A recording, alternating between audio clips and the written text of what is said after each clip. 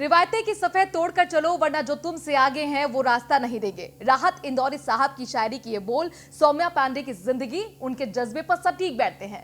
सौम्या पांडे तमाम वर्किंग महिलाओं के लिए इंस्पिरेशन बन चुकी हैं, जिन्होंने समाज की रिवायतें तोड़कर नए आयाम, नई सोच को जन्म दिया है।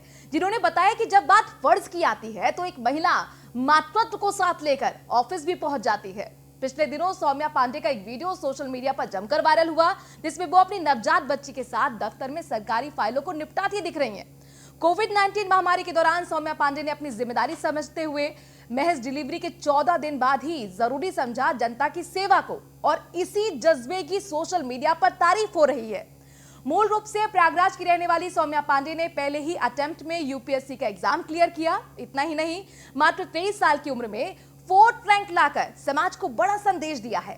हमारे साथ सौम्या पांडे जुड़ गई हैं, जो इस वक्त कानपुर में बतौर सीडीओ तैनात हैं। बहुत बहुत स्वागत है सौम्या जी आपका। धन्यवाद जी। आपको तो अब सब लोग सुपर वुमन कहने लगे हैं, जब से आपकी वो तस्वीर वायरल हुई जिसमें डिलीवरी के महीने भर से कम समय में वापस आकर आप ऑफिस ज्वाइन करती दिखी हैं। अपने दर्शकों को हम बता दें कि ये जो वीडियो हम दिखा रहे हैं मोदी नगर ऑफिस का है, जहां सौम्या की पहली नियुक्ति हुई थी। तो कैसा लग रहा है आपको जब आपको लोग सुपर वुमन कहकर पुकारते हैं? देखिए, मैं ये क्लैरिफाई करना चाहती हूँ कि सुपर वुमन जैसी कोई बात नहीं है। इंडिया में हर महिला सुपर वुमन है, क्योंकि हर महिला, देखिए ग्रामीण परिपेक्ष में हर महिला प्रसव के अंतिम दिनों तक काम करती रहती है। मैंने भी अपने घर में अपनी दादी नानी सब लोगों से यही सुना है कि वो लोग काम करती रहती है और डिलीवरी के कुछ दिनों बाद काम करने लगती है। वो घर के काम हो या बाहर के काम हो, काम होता है। तो सब वुमेन सुपर वुमेन है, उनसे इंस्पिरेशन लेके शायद मैंने भी यही काम किया। और चूंकि ऑफिस वर्क रहता है, फील्ड वर्क कम था, तो मैंने फिर से ज्वाइन करके अपना एसडीएमशिप शुरू किया। कोविड का दौरान था। एक जिम्मेदार सिविल सर्वेंट होने के नाते मेरा ये कर्तव्य भी था कि मैं अपने काम निष्पक्षता से करूं। वही आपकी क्या सोच रही ज्वाइनिंग के पीछे? चूंकि नवजात बच्चा था, 14 दिन का था, महज इतनी जल्दबाजी भी थी क्या? इसके पीछे सोच को मैं समझना दरअसल चाह रही हूँ, चूंकि एक रिस्क फैक्टर भी जुड़ा हुआ था। और ये भी बताइए कि आपकी बच्ची और आप कैसे हैं इस वक्त, और कैसे प्रिकॉशन फिर लिए आपने? नहीं, बच्ची और मैं बिल्कुल ठीक है। बिटिया 2 महीने की हो गई है, संज्ञाना नाम है उसका, और बिल्कुल स्वस्थ है, हेल्दी है, वैक्सीनेशन टाइम से हो रहे हैं उसके। और चूंकि कोविड का दौरान चल रहा है, तो मैं एक्स्ट्रा प्रिकॉशन लेती हूँ कि जब मैं बाहर से घर जाऊँ तो पूरी तरह से सैनिटाइज होके उसके पास जाती हूँ, और घर में जितनी फाइल्स वगैरह भी आती हैं उसको भी सैनिटाइज कर लेती हूँ। और कोई, जो आपने पहला क्वेश्चन पूछा कि कोई जल्दीबाजी नहीं थी, जैसा मैंने कहा कि चूंकि प्रेगनेंसी या delivery is not a disease, सिर्फ एक फिजियोलॉजिकल कंडीशन है। बेसिकली हमारे मेंटल स्ट्रेंथ पे डिपेंड करता है। जैसे कहते हैं मन के हारे हार है, मन के जीते जीत। तो जब मैं फिट एंड फाइन फील कर रही थी, और भगवान की दया से मेरी जॉइंट फैमिली है, बड़े बुजुर्ग हैं घर पे देखने के लिए बच्चे को, और उसको टाइम से फीडिंग हो जाती थी, बाकी टाइम वो सोती थी, क्योंकि छोटे बच्चे 14 से 16 घंटे सोते हैं। तो एक अच्छा सा टाइम मैनेजमेंट मैंने कर लिया था, और टाइम मैनेजमेंट के साथ ये चीजें बहुत स्मूथली मैनेज हो गई। जी, काफी हद तक आपके इस वीडियो में लोगों ने आपको सराहा भी है, लेकिन कुछ नेगेटिव कमेंट्स भी मैं देख रही थी, उसे भी मैंने पढ़ा। और उनका कहना था कि ये आप और आपके बच्चे के लिए एक तरह का खतरा आप लोगों ने मोल लिया है, एक पब्लिक स्टैंड के तौर पर भी कुछ लोगों ने देखा। ऐसे लोगों को आप क्या जवाब देना चाहेंगी?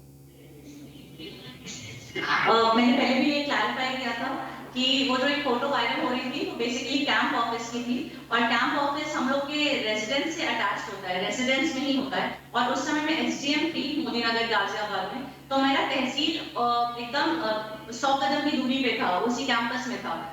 तो बच्चे को मैं अपने कैंप ऑफिस में लेके जब काम करती थी तो उसको ले लेती थी, उसके साथ टाइम स्पेंड कर लेती थी। ऑब्वियसली बाहर ले जाना रिस्की होता था, तो बाहर नहीं ले जाती थी।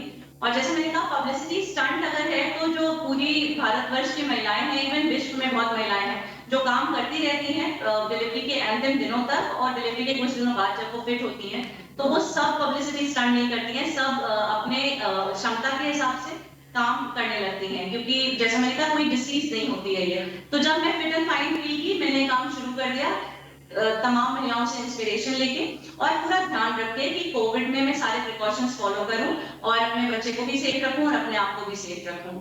और चूंकि जॉइंट फैमिली थी, फैमिली घर में दादी नानी सब हैं बच्चे को देखने के लिए, तो जिस टाइम मैं नहीं रहती हूँ, इमोशनल बॉन्डिंग बच्चों की अपने घर के दादी नानी से अच्छे से हो जाती थी। अच्छा, आपने पहले अटेम्प्ट में यूपीएससी का एग्जाम क्लियर किया है, समाज को आपने उस वक्त भी प्रेरणा दी थी और अब रिवायतों को तोड़कर इस तस्वीर के जरिए फिर वर्किंग वुमेन के लिए आप प्रेरणा दे रही हैं।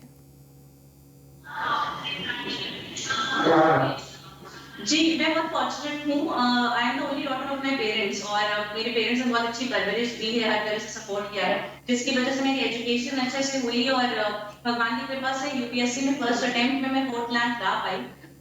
ये कंबाइंड एफर्ट था मेरे पेरेंट्स का, मेरे टीचर्स का, जिन्होंने सपोर्ट किया, और अभी भी पूरे फैमिली की सपोर्ट की वजह से, और जहाँ मैं वर्क करती हूँ वर्किंग स्टाफ और अपने बॉसेस के सपोर्ट की वजह से और टाइम मैनेजमेंट की वजह से सब चीजें मैनेज हो जाती हैं।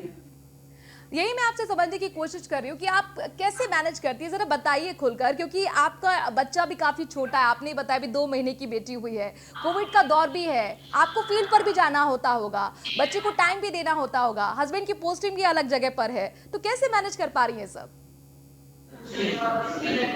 देखिए, बहुत इंपॉर्टेंट होता है टाइम मैनेजमेंट। टाइम मैनेजमेंट में हमारा work and life, personal life और प्रोफेशनल लाइफ को बैलेंस करना बहुत जरूरी होता है। हमारे सामने तो बहुत बड़े बड़े उदाहरण हैं, माननीय प्रधानमंत्री जी हों, माननीय मुख्यमंत्री जी हों, वो 24 में से 18 घंटे हमारे लीडर्स काम कर रहे हैं। तो और हमारी, जैसे मैंने कहा, आप किसी भी गांव में निकल जाइए, महिलाएं चाहे वो फील्ड में काम कर रही हो, लेबरर्स की तरह काम कर रही हो, सब अपना बाहर का काम और घर का काम मैनेज कर ही रही हैं। तो एक छोटे बच्चे का अगर देखा जाए तो वो 24 में से 18 घंटे तक सोते हैं, 6 से 8 फीड्स उनको दिन भर में चाहिए होती है, इमोशनल बॉन्डिंग की जरूरत होती है। तो फैमिली सपोर्ट की वजह से जब जितने टाइम मैं बाहर रहती हूँ, फील्ड पे रहती हूँ, फैमिली का सपोर्ट रहता है, घर के बड़े बुजुर्ग हैं वो संभाल लेते हैं। और कोविड में चूंकि चल रहा है तो उसको बाहर नहीं ले जाती हूँ, मैं जब जाती हूँ तो प्रॉपर्ली सैनिटाइज करके उसके पास जाती हूँ, and mask, face covers, face shield, gloves वगैरह का इस्तेमाल करके मैं कोशिश करती हूँ कि अपने आप को भी प्रोटेक्टेड रखूँ। जी, आपके हस्बैंड नितिन गौड़ भी सीडीओ हैं मथुरा में और आप भी सीडीओ हैं, तो जब भी आप मिलते हैं तो क्या पारिवारिक बातें आप दोनों के बीच में होती हैं या काम को लेकर भी बातें होती हैं? नहीं, दोनों तरह की बातें होती हैं, ऑब्वियसली पर्सनल लाइफ के बारे में भी, और प्रोफेशनल, चूंकि सीडीओ हैं दोनों लोग, तो शेयर कर लेते हैं एक्सपीरियंसेस और एक दूसरे से हेल्प मिल जाती है जब भी कोई इश्यूज आते हैं प्रोफेशनल फ्रंट। तो ये एक तरह का घर में ही कंपटीशन हो गया कि कौन बेहतर सीडीओ होगा, क्या इस तरह की फीलिंग आती है?